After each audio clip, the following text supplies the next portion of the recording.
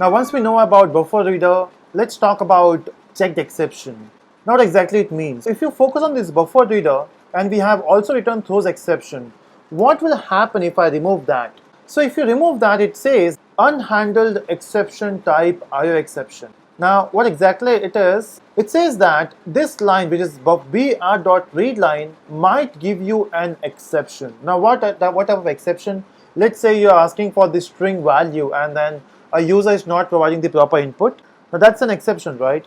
So whenever you're asking for the data from the buffer reader, due to some user input, it will not work. In that scenario, it will throw the exception, right? And your compiler knows about this. Your compiler knows that this may throw an exception. So that's why it is your compiler asking you to either use, so it is asking you to handle the exception. Now there are two ways of handling the exception. We have seen that. One is try catch and second is throws exception. It is compulsory here. So if you don't do that, if you run this code, it will give you compile time error. Okay, so you can see it is giving you an error, which is a compile time error. Now why it is forcing you? It's because when we have written the code for divided by 0, even that was an exception, right? But your compiler was not forcing us to do that.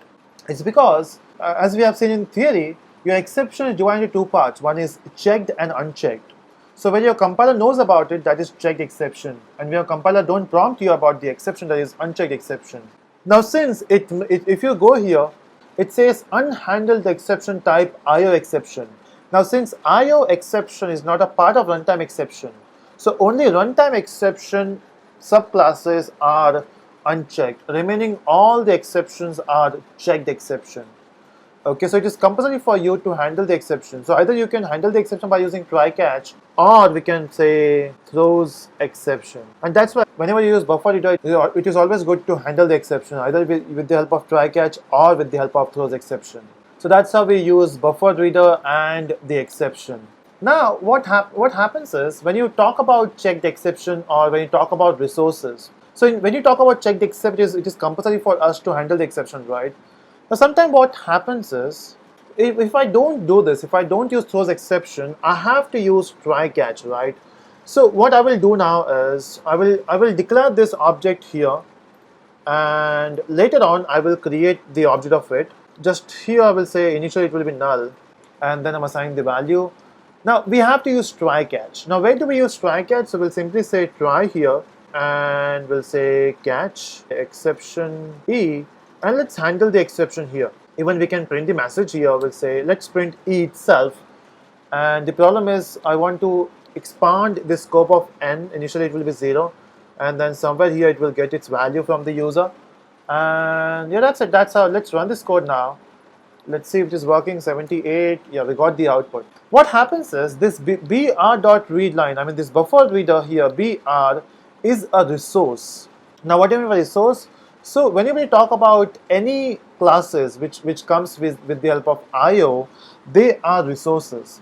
Which means after using the resources, you have to close it. Because if you don't close, that means it is occupying your memory. So once you have done with this, after this, once we got the input, we'll say br.close. It is our responsibility to close the buffer reader. And if you run this code, you can see it is still working. If you try to do something with br after this, it will not work. So it is always better, once you're done with your job, you should be closing the resources. Now the problem is, if you get exception on this line, once you got exception on that line, it will not close the resource, right? Because you got an exception, it will directly jump to catch block. It will not close the resources.